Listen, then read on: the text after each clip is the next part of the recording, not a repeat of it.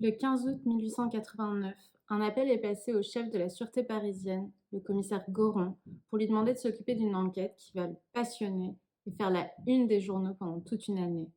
Elle tiendra toute la France en haleine avec ses nombreux rebondissements.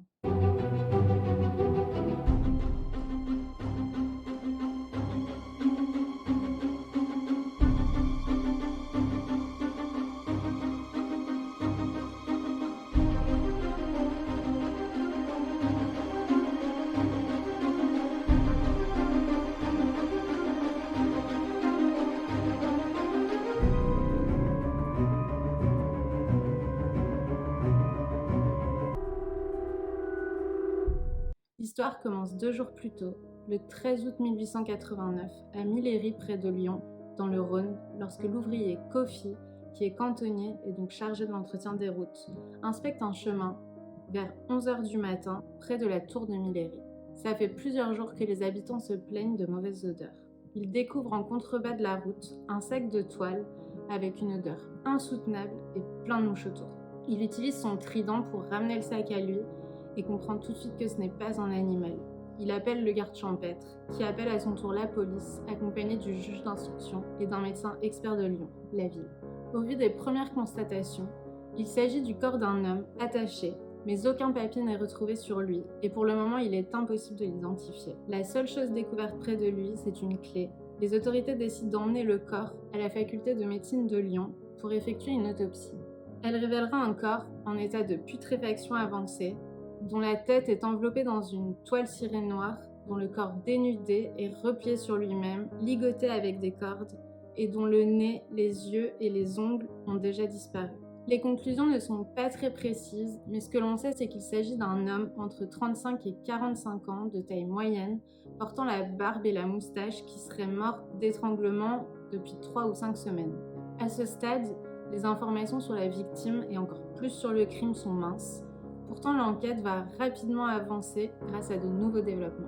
2 jours plus tard, le 17 août, à environ 2 km de la première découverte, on trouve dans un petit bois, le long de la route, une vingtaine de débris pleins de sang provenant d'une malle en bois. Lorsqu'ils vérifient, les gendarmes se rendent compte que la clé retrouvée près du corps correspond parfaitement à la serrure de cette malle, donc ils peuvent maintenant la relier au crime sans aucun doute. Sur cette malle, il y a une étiquette de la compagnie des chemins de fer Paris-Lyon-Marseille qui indique un départ de Paris par le train rapide à destination de Lyon-Perrache le 27 juillet. L'année n'est pas lisible, mais les autorités déduisent que s'il s'agit de 1889, le crime a été commis récemment dans la capitale. Le parquet lyonnais va alors transmettre l'information à celui de Paris et le dossier va rapidement se retrouver entre les mains du commissaire Goron. Lui et ses enquêteurs font presque tout de suite le rapprochement avec la disparition d'un huissier signalé 1 mois plus tôt par son beau-frère inquiet. L'homme, qui exerçait au 148 de la rue Montmartre, s'était volatilisé après avoir été vu pour la dernière fois dans un café le soir du 26 juillet. La police avait visité ses bureaux et avait trouvé ses papiers et ses affaires dérangés, comme si quelqu'un avait fouillé l'endroit, mais comme il n'y avait pas de signe d'effraction et que 14 000 francs avaient été retrouvés sur place, ils exclurent la thèse du crime crapuleux. La police se pencha ensuite sur sa vie privée, en entendant ses nombreuses maîtresses, mais ils n'en tirent rien d'intéressant. Lorsqu'ils font le rapprochement, l'inspecteur Soudet, chargé de sa disparition, se rend alors à Lyon avec le frère de l'huissier pour identifier les corps. Mais il est en trop mauvais état et les 2 hommes ne peuvent pas le reconnaître. C'est à ce moment qu'un témoin se manifeste. Un cocher qui a transporté la malle donne de nombreux détails à la police lyonnaise, ce qui leur permet d'identifier la victime. Il s'agit de Dodier, un homme qui a lui aussi disparu en juillet 1889. La police commence alors à prendre une nouvelle direction quand, surprise, Dodier, bien en vie, appelle depuis Nice après avoir appris sa mort dans les journaux. Pour en être sûr, les policiers rendent de nouveau visite au cocher, qui est en fait un alcoolique. Boire ou conduire quand on est à cheval, apparemment, ça marche pas. Qui avoue avoir tout inventé. Donc retour à la case départ, les enquêteurs ont 2 axes de recherche qu'ils veulent privilégier. Déjà, découvrir la date de voyage exacte de la malle et identifier le corps.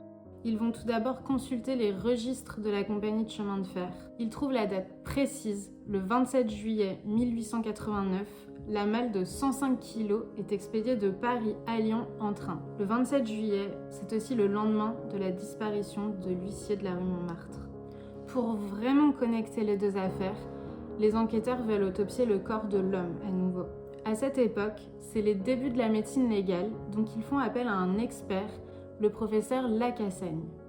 Il y a eu des soucis, ils avaient perdu le corps, il avait été jeté dans la fosse commune, mais un employé de la morgue avait laissé une marque sur le cercueil, donc ils ont pu le retrouver, bref. L'autopsie commence le 13 novembre 1889 et va durer 8 jours, avec dans la salle les autorités judiciaires et des médecins.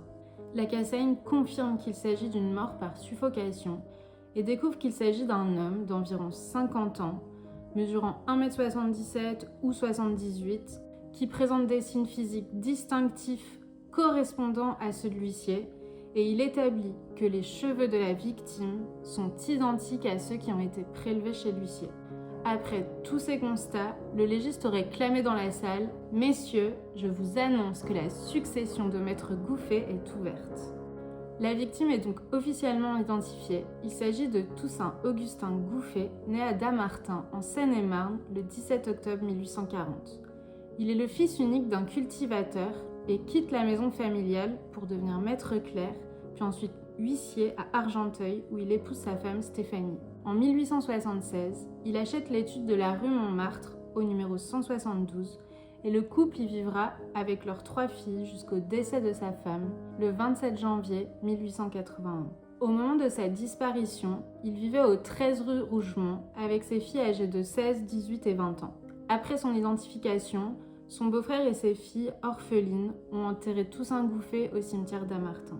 Pour la police, l'enquête avance avec la découverte de l'identité de la victime, mais les circonstances du crime restent encore à découvrir. Leur seule certitude pour l'instant, c'est que le corps a été déplacé de Paris à Lyon. Afin de découvrir de nouveaux éléments, le commissaire Goron fait fabriquer une malle identique à celle du crime et l'expose dans Paris en lançant un appel à témoins. Toute la presse s'était emparée de l'affaire, donc l'événement regroupa beaucoup de monde et un sellier qui travaille le cuir et les tissus renseigna les autorités en leur expliquant que ce modèle n'était vendu qu'en Angleterre.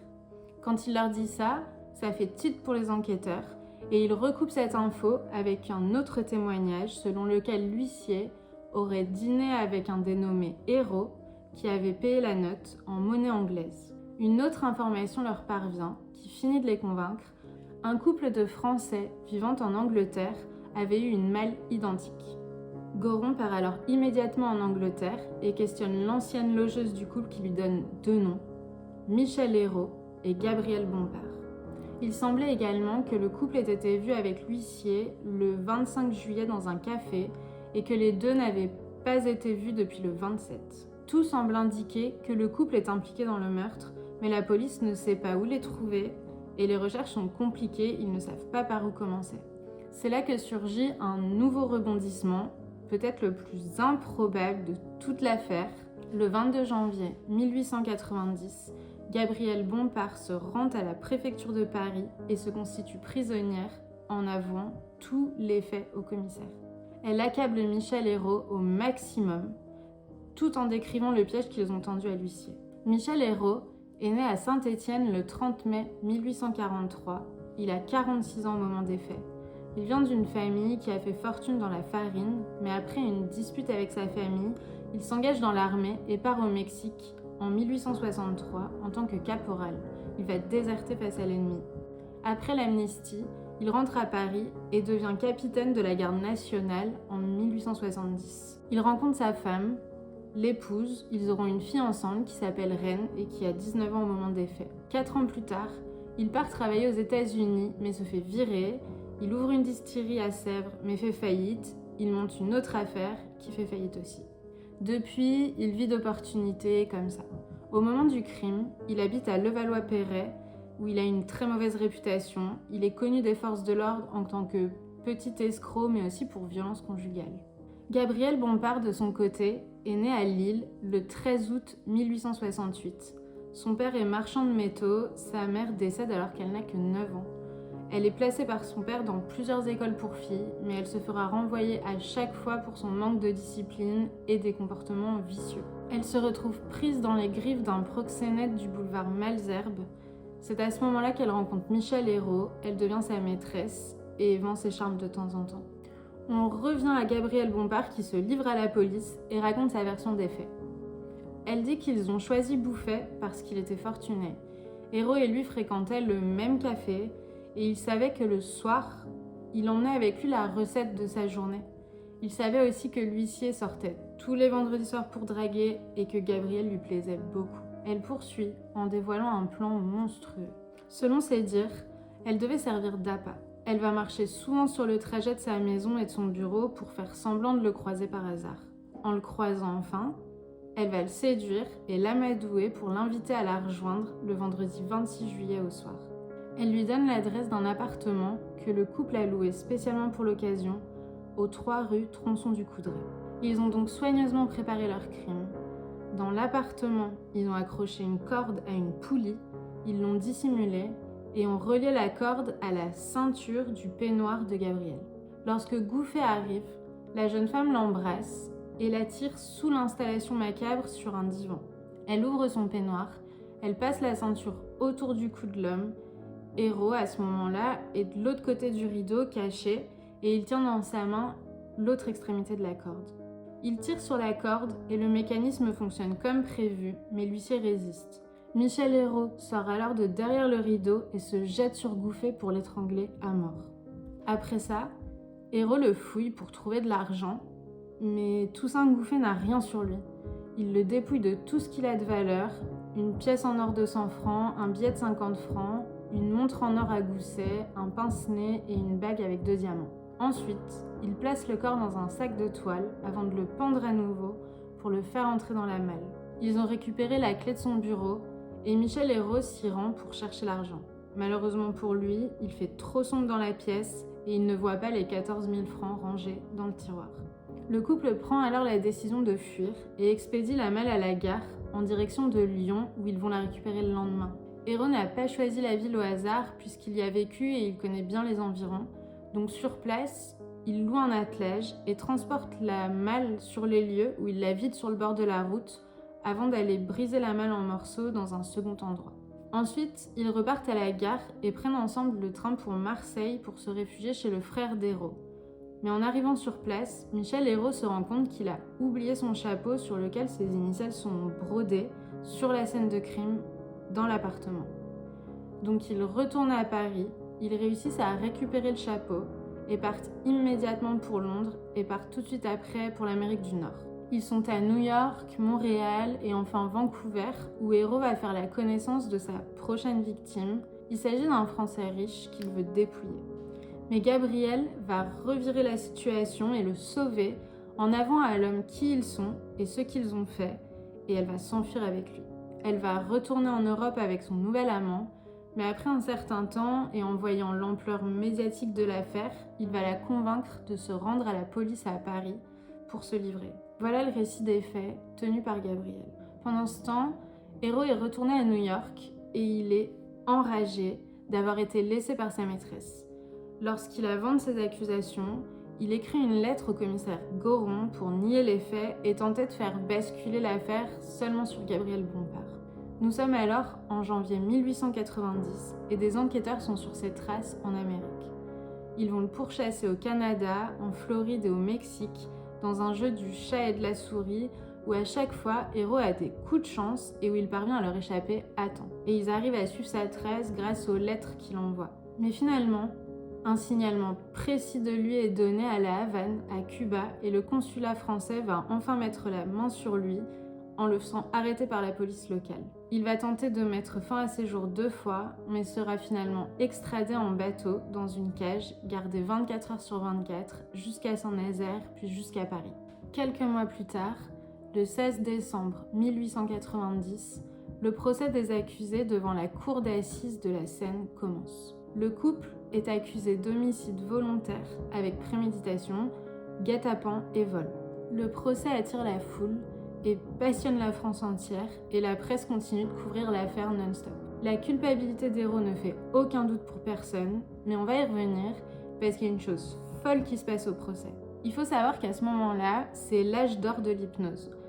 Déjà parce qu'elle est utilisée en médecine depuis quelques années, mais c'est aussi la grande mode du moment. Elle était pratiquée dans les soirées mondaines, en public et tout ça. Donc tu l'auras compris, Gabrielle va dire qu'elle était hypnotisée par Héro au moment des faits. À partir de ce moment-là, ça va devenir une espèce de cirque absurde au procès, puisqu'il y avait d'un côté l'accusation qui souhaitait la condamner, et de l'autre la défense qui faisait venir des experts pour faire des démonstrations publiques pour disculper leur cliente. Malgré des débats houleux, le jury finit par reconnaître sa responsabilité.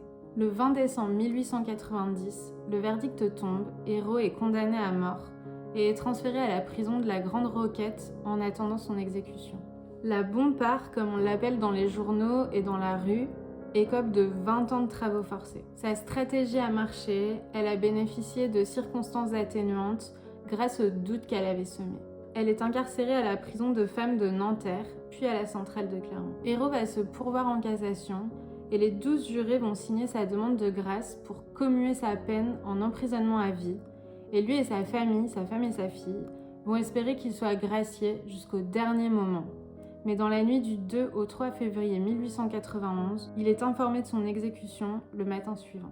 Malgré le silence gardé le plus longtemps possible, une foule énorme se presse, appartenant à toutes les classes de la société, sur la place. La guillotine est montée pendant que les autorités judiciaires montent chercher le condamné. Lorsque le directeur de la Roquette va le chercher, il lui propose un verre de cognac qu'il refuse. Il ne dit rien pendant qu'on l'emmène faire sa toilette, mais une fois assis, il demande à ce que son corps soit remis à sa famille et pas envoyé à la faculté des sciences pour l'étudier. L'abbé Faure lui répond qu'il y veillera.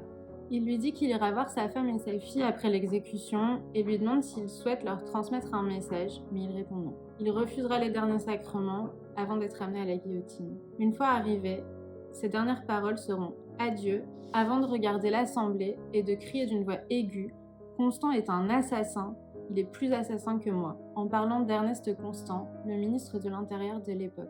Les aides l'empoignent et le mettent en position, puis Déblair, le bourreau, le bascule. Le couteau tombe, c'est fini. Le fourgon, escorté par les gendarmes, part pour inhumer le corps au cimetière d'Ivry et peu de temps après, il sera déplacé au cimetière du Père-Lachaise pour être enterré anonymement dans le caveau familial. Gabrielle Bompard, quant à elle, bénéficiera de réduction de peine pour bonne conduite et sera libérée en 1903. Elle se produira dans un cabaret avant de trouver la mort en 1923, oubliée de tout. Voilà. C'est comme ça que se termine la sordide affaire de la malle sanglante de Millery. N'hésitez pas à me dire en commentaire ce qui vous a le plus surpris dans cette affaire. Moi, elle m'a laissé un peu sans voix, mais c'est surtout la défense par l'hypnose qui m'a achevée. Parce que oui, je pense qu'il est possible que comme elle était jeune, Gabrielle ait pu se laisser embarquer et être un peu sous emprise, mais je pense vraiment pas qu'elle ait été hypnotisée. Dites-moi ce que vous en pensez. En tout cas, merci de m'avoir suivi. N'oubliez pas de vous abonner et de liker la vidéo. On se voit la semaine prochaine. Vous avez regardé Rétrocrime.